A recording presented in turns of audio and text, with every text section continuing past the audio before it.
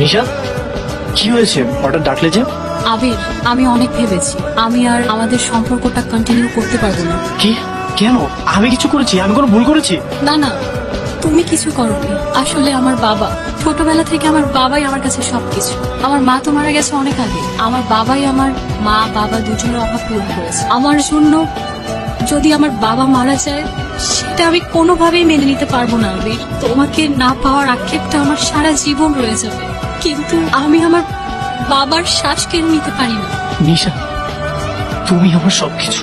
তোমার হাত ধরে বাকি জীবনের স্বপ্ন দেখেছি, কিন্তু জন্ম পরিচয়হীন হওয়াটা যে অপরাধ হয়ে যাবে সেটা কখনো ভাবিনি। আমার বাবা মা নেই, এই জন্য যে আমি সমাজের বাইরে কেউ হয়ে যাব সেটাও কখনো ভাবিনি। আর এটার জন্য হয়তো তোমার বাবা আমার ভালোবাসা মেনে নিচ্ছে না। আবির, আমার চলে যেতে হবে। আমার হাতে আর বেশি সময় নেই। তুমি কি আর কিছু বলবে? মায়া বাড়িয়ে চলে যাচ্ছ। মানুষ চোখের মায়া পড়ে, হাসির মায়া পড়ে, অতি ক্ষুদ্র ক্ষুদ্র জিনিসের মায়া পড়ে। মানুষ কারণে অকারণে মায়া পড়ে।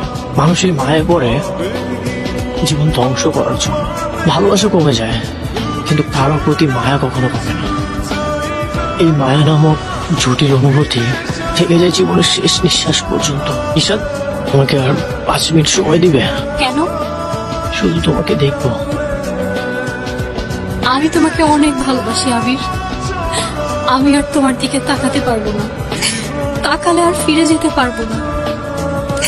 তুমিও পেছন ফিরে আমার দিকে আর তাকাবে না।